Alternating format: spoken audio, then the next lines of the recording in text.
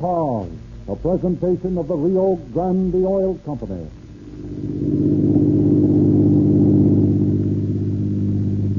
San Francisco Police calling all cars. Attention all cars, broadcast 66. Wanted for bank robbery. 2 men. Wore masks. No other description. These men are armed and dangerous. That's all.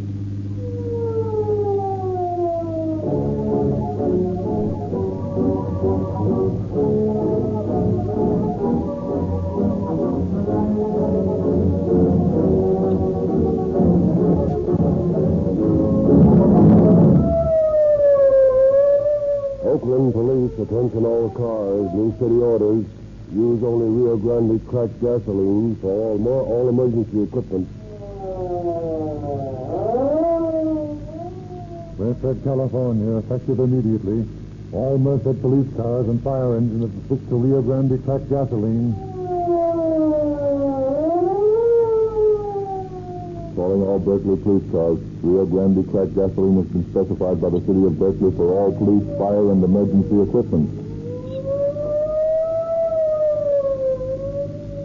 Arizona calling. Attention all Maricopa County Sheriff's cars and emergency equipment. Maricopa County insists that Rio Grande cracked gasoline be used exclusively. Los Angeles Police calling all cars. Because our city has found that Rio Grande cracked gasoline is faster, more powerful, and more economical, we have awarded the Los Angeles City gasoline contract to Rio Grande for the 3rd consecutive year. That is all. Tonight, it is our pleasure to present Chief James E. Davis of the Los Angeles Police Department. Chief Davis. Good evening, friends. One of the most interesting and mystifying oddities of police work is the strange mental quirks which so dominate the personalities of certain unfortunates that they would rather dedicate themselves to a life of crime than one of respectability in a world offering them every opportunity for success. This type of criminal is a difficult one with whom to deal. He is more intellectual than the usual criminal type. He believes that only fools work, and he sets out to collect the living he feels the world owes him. But he never succeeds in gaining a safe, easy life. No criminal, no matter how momentarily successful he may be, achieves safety or contentment.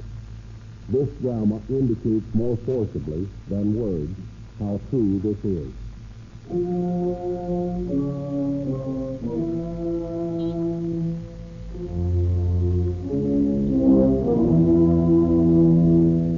It is just an hour before closing time at the Western State Bank in Los Angeles. One of the tellers notices a well-dressed young man approach the window and then seems to change his mind. The teller, seeing that the newcomer is hesitant, is about to speak when suddenly the young man walks up to him. Keep your mouth shut and shove those banknotes under the grill. You'd better hurry or let go of this bottle. Say, what is this? To make you any more careful, I might tell you there's enough nitroglycerin in this little bottle to blow everybody in this bank to pieces. So just keep smiling and look as though nothing were wrong, and hurry up. Yes, sir. Here you are, sir. Thanks. You're a smart young fella. Now, if you'll just be smart enough to keep quiet until I get out of here, you'll probably continue to live for a long time.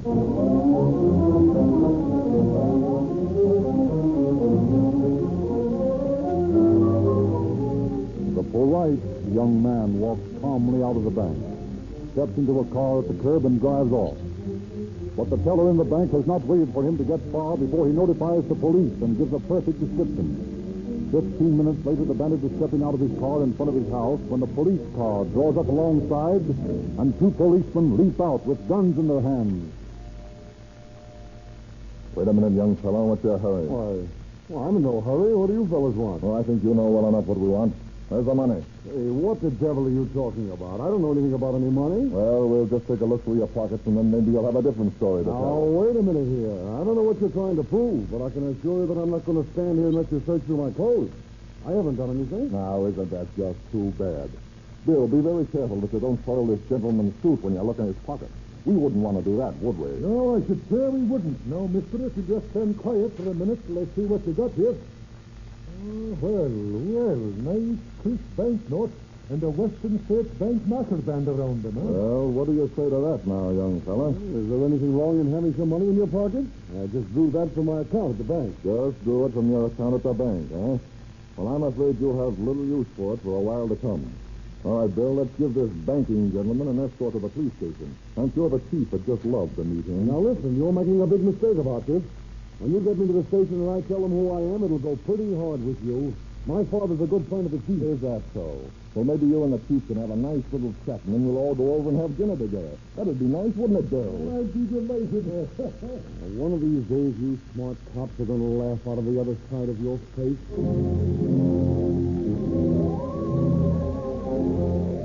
A few minutes later, at police headquarters, the suspect, still loudly proclaiming the fact that it's going to be tough on the officers when he sees the chief, is ushered into the chief's office.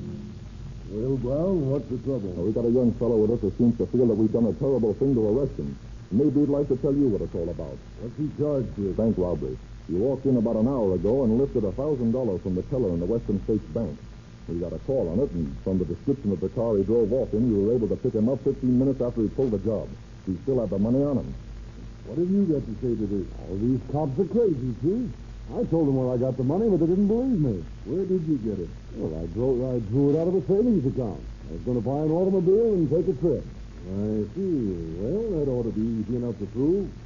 I'll just check with the bank, and if they say you have an account, everything will be all right. What name is the account under? Why, Summers. George Summers. Brown, will you put a call into the bank and check that name?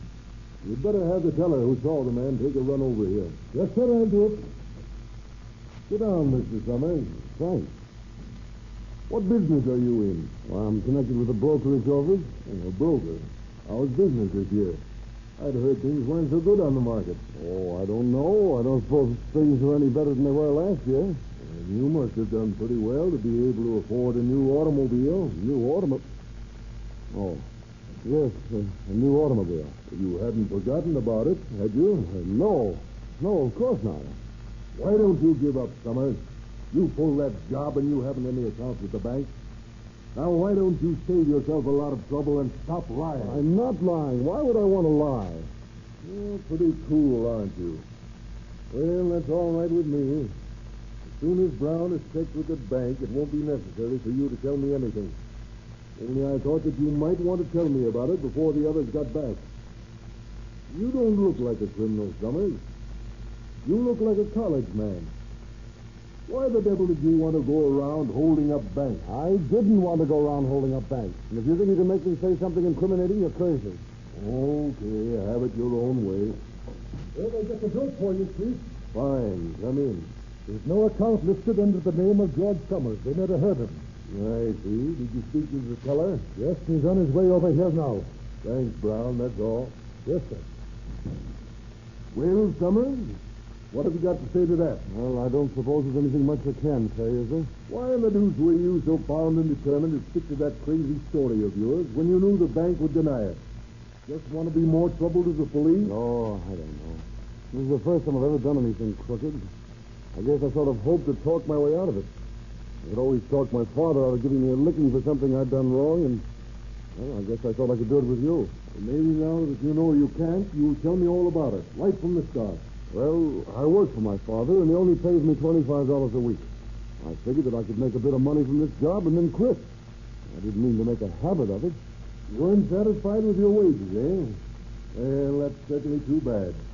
I'm afraid the state pays a lot less when they're boarding you at San Quentin. Well, they can't send me to San Quentin for this, can they? They not only can, but I can assure you they will.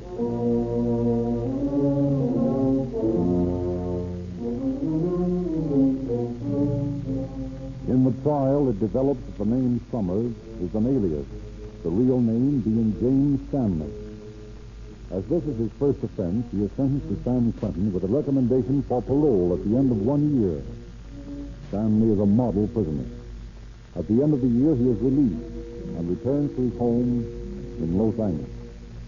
His father offers him his old job. And for 2 months, father and son carry on business with perfect harmony.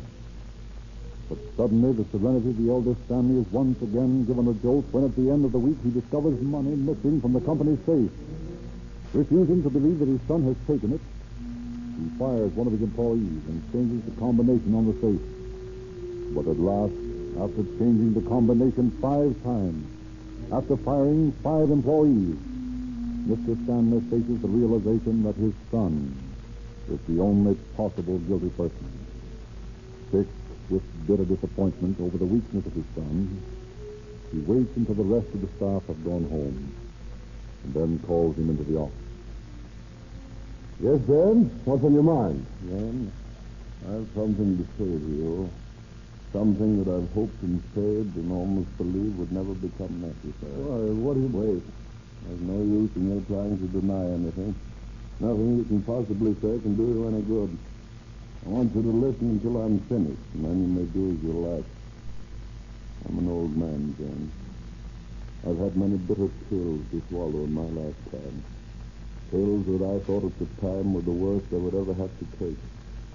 And yet there's been one thing that I've fought for, one thing that kept me going on, fighting to build a business to be proud of.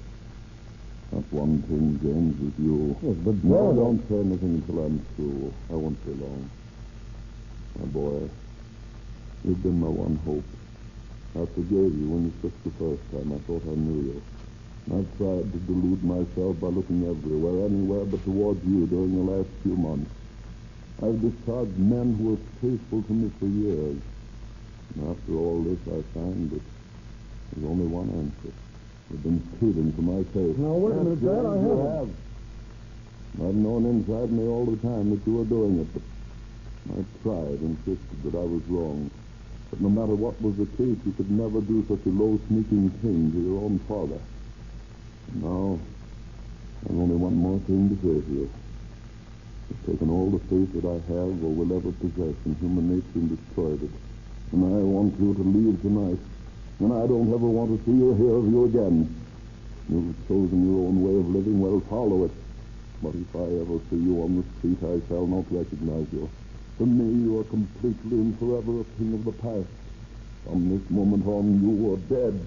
All right. All right, throw me out in the street and have a good time while you're at it. You think I'm going to cringe and crawl to you? Well, you've got another thought coming.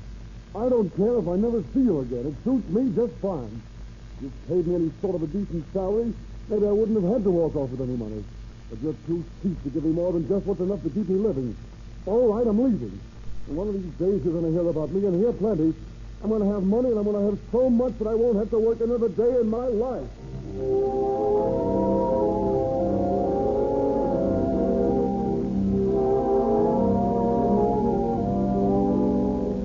6 years roll by. 6 years in which Stanley becomes known to the police of the West as the Phantom Bandit. He is wanted by the San Francisco police for having perpetrated more than a score of daring holdups. 13 robbery victims identify a picture of James Stanley, alias George Summers, as the man that robbed them. The police of every western city are notified by police circulars to be on the lookout for him. But always he manages to stay out of jail.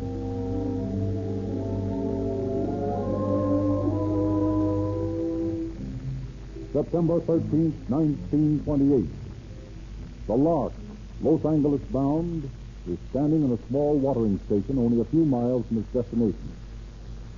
In the club car, a group of San Francisco and Los Angeles businessmen are discussing plans for the coming year. Golf, business, and the usual small talk of the smoking car. Suddenly, the door at the end of the coach opens, letting in a blast of cold September air. 2 men and a woman step in. And the travelers find themselves looking into the business ends of 2 guns held by the men. Will you be so kind, gentlemen, as to just line up over there against the bar and put your hands above your head? I assure you there'll be no violence. Now, I strongly advise you not to make any unusual noises that might attract the attention of the conductor. It'd be too bad if my friend and I had to shoot somebody. Look here, man, you can't get away with this.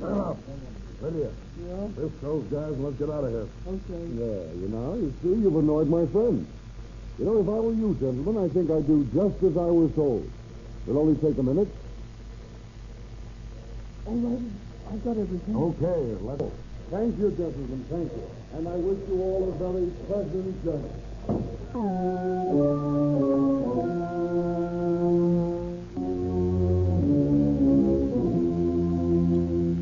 April 17th, 1929. Stanley and McNabb, California's two-man crime wave, clean out the Oakland Bank on College Avenue.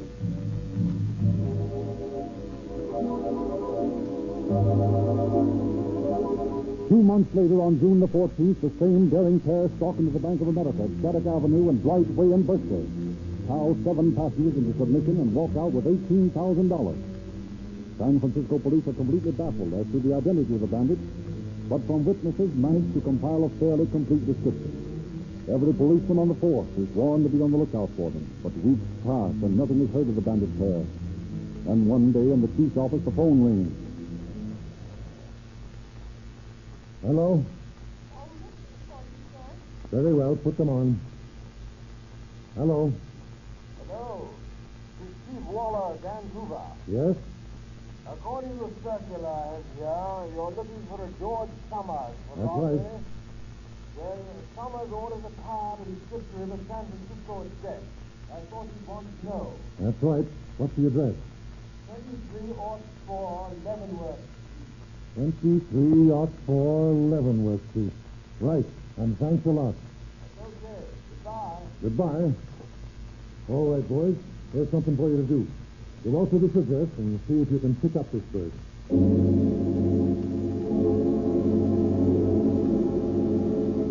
Detective Sergeants William McMahon, George Wall, Otto Meyer, and Robert Lauer lose no time in getting to the address. They find it to be an apartment house. So McMahon decides to question the manager.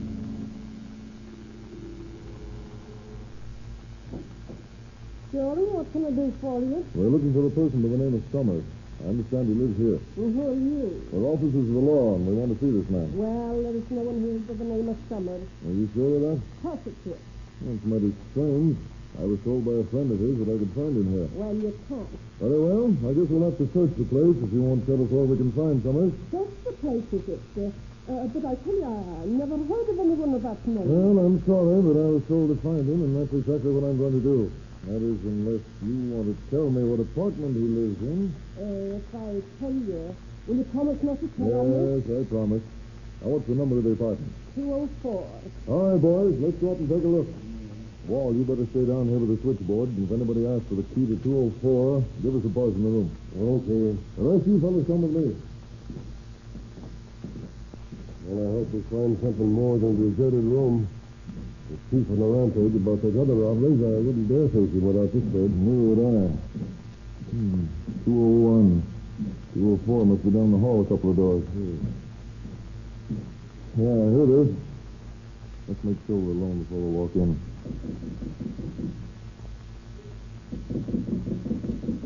Sounds like nobody's home. All right. Here, let me try my skeleton key on the door.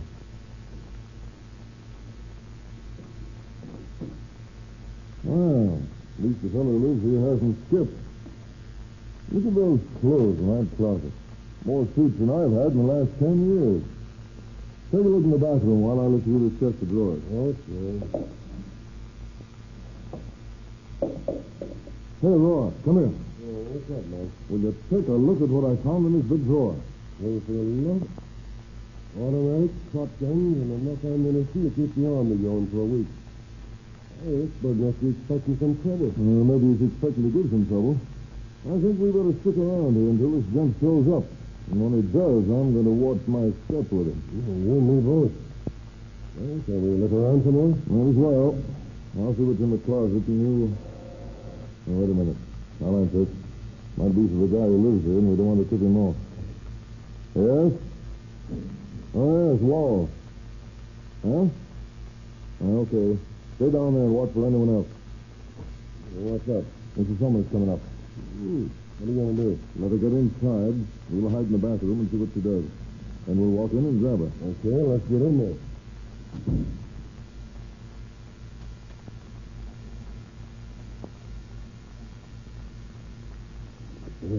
Yeah. She's got a package. He's opening that drawer. He's put the package in it. Now, let's get it. Stand where you are. Who are you? Officer of the law, man. You're under arrest. Under arrest? Well, I don't know what you mean. What are you doing in here? We're waiting for your husband to show up. Now, we're all going to stay right here until he comes. You might as well take it easy and just be quiet. Where is he? I don't know. I think he's out of town. Out of town, eh? Well, when will he be back? I don't know. All right, you can sit here as long as it's necessary. What is that package you put in that drawer? I don't know what you're talking about. Okay. Now, look. I don't know how long we're going to have to wait until Summers gets there. But when he does, if you try to tip him off that we're here, I warn you right now that we're prepared to shoot it out. And I don't think it'll turn out so well for your husband. Wait a minute, Mac. I can hear someone coming down the hall. Probably not coming here. The wall would have phoned it. Hey, you're coming here. Quick, fight against the wall and get him when he opens the door. Anyone home? Yeah, we're here. Put up your hand. Hey, what is this? You're under arrest, Summers. Summers? My name ain't Summers. No? Well, what is it? That's none of your business. I'm afraid you're wrong about that. You entered this room with a key. Where'd you get the key if you're not Summers? Well, I've been staying here for a while. But I don't see what the devil you guys are doing here. Well, stick around. You'll find out soon enough. Raw, twist this man. Hey, you can't do that. What are you trying to set a word for? Afraid somebody might hold you up? Smart guy, ain't you? See what's in this pocket here. It's sort of bogus. All right, you look at this. A roll of banknotes big enough to take a horse. Where'd you get the money? What's it to you? Somebody's got on him, Matt. All right. Put the cuffs on him. Mrs. Summers, who is this man? I don't know his name, but he's not my husband. You don't know his name, and yet he says he's been staying here. Come on, Mrs. Summers. Don't you think that's a bit ridiculous? I don't know his name. Oh, all right. I'll get it. What those two, huh? Hello? Yeah? Yeah? Okay, Wall. You better come up, too. I might need you. More company? Yeah, Summers himself. Keep your eye on these two. I'll take care of Summers. Right. On your toes now. It's coming.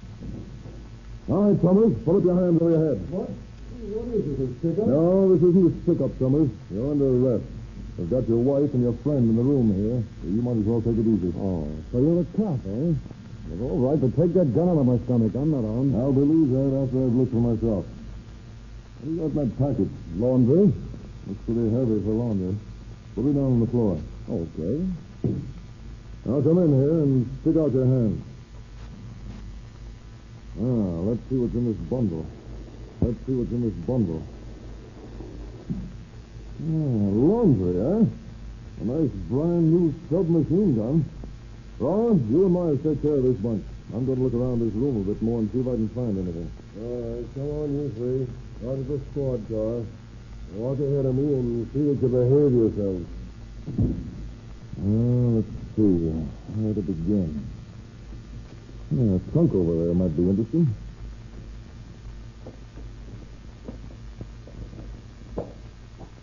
Holy smoke. It begins to look as though we'd stumbled on something a lot bigger than we thought. Wait till the chief sees this.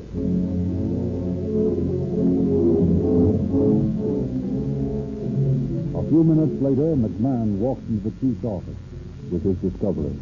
Chief, I think we got the birds who've been doing the bank jobs. This Summers guy, his wife, and the other man I sent over. I found these in the drawer in the trunk in their room. Yeah, let's see what you got there. Banknotes with an Oakland bank wrapper still on them, huh? Traveler's checks, transfer checks. McMahon, you're right. There's enough evidence here to send that bunch up for 15 years.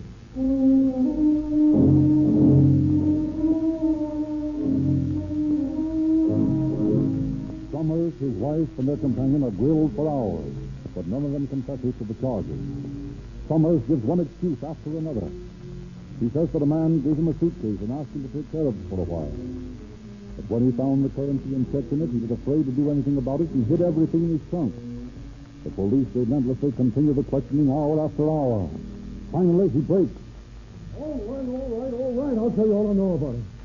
But I want to know what you're going to do with my wife. It all depends on what you tell me. Will you give her $100 if I tell you something? Give your wife $100? What on earth do you want me to do that for? Never mind. Will you do it? All right. I'll do it.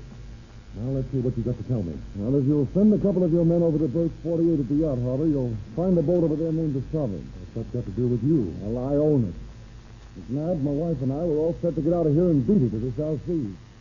We would have been gone in a week if your lousy cops hadn't have walked in. Oh, but that's the way it goes. Yeah, that's the way it goes, Stanley. I thought there was something familiar about you. You're James Stanley, and your friend is Ethan McNabb. That right? That's right. Hey, where'd you collect McNabb? Well, I met him after he got out of San Quentin. Seemed like a pretty smart guy, so we joined up. All right, Stanley. Aye, so we joined up. All right, Stanley. We'll go over and take a look at that boat of yours.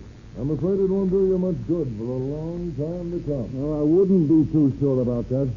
The fellow doesn't have to stay in Quentin if he knows his way around. I'll be out of there in a year.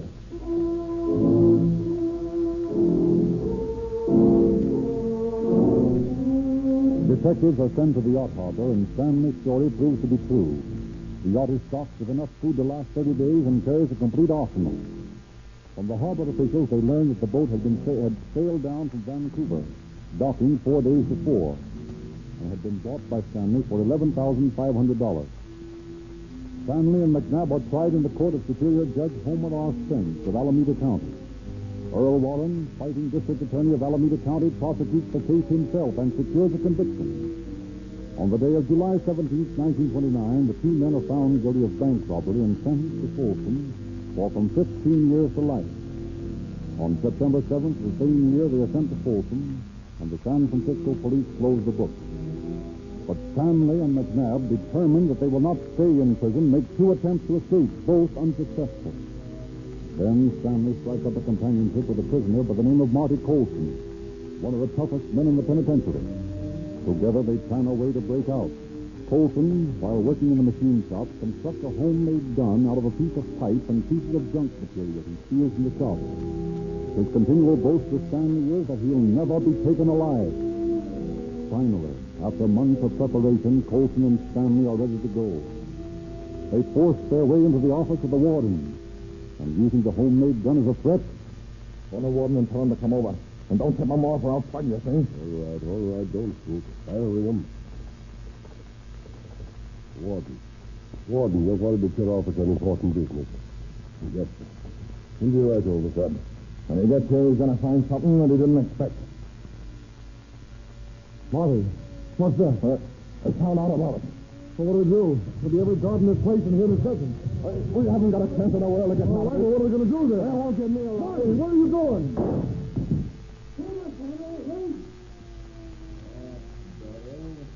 Where's Colson? Over there in the corner. He said you'd never get him alive. Bumped himself off, eh?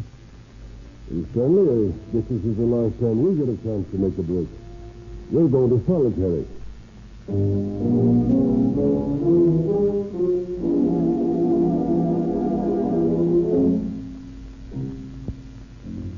James Stanley has been in solitary confinement ever since. McNabb, after several attempts to break out of Folsom, finally made a desperate attempt to scale the walls with handmade ladders. He was caught, but in the excitement, a guard was seriously wounded. Falling back on a rarely used law which reads, a life prisoner may be tried on a death charge following an attempt break in which assault is committed. The authorities tried McNabb and found him guilty. He was sentenced to hang by Judge Butler of San Rafael and transferred to the condemned row at San Quentin. There he managed to involve James McNamara, dynamiter of the Los Angeles Times, in an attempt to smuggle a piece of steel to one of his pals in the yard. Thus ends one of the most interesting cases in the history of bank robbing. Interesting because during the entire career of both McNabb and Stanley, they never had to fire a shot. They were both cool, smart criminals. But they, like all other lawbreakers, made the mistake of being too sure of themselves. Thank you, Chief Davis. Ladies and gentlemen, Chief Davis has just told you how the police departments of the West captured these criminals again and again. We have a mighty efficient police system. Police even specify the gasoline in their police cars so they can make greater speed. More than any other brand, police specify Rio Grande cracked gasoline.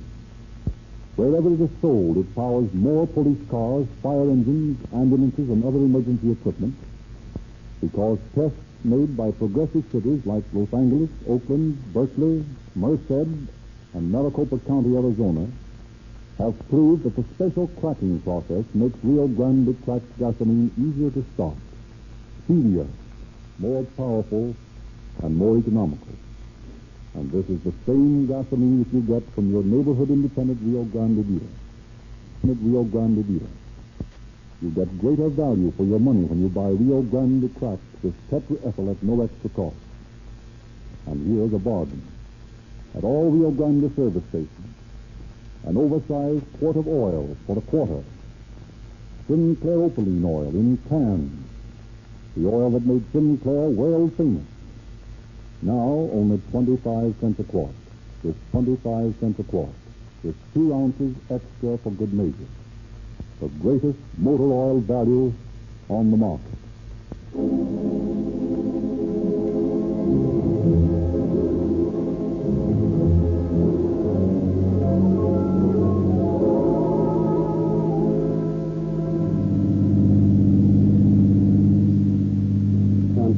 Police calling all cars, attention all cars, cancellation broadcast 66. Suspect in this case now in custody. That's all.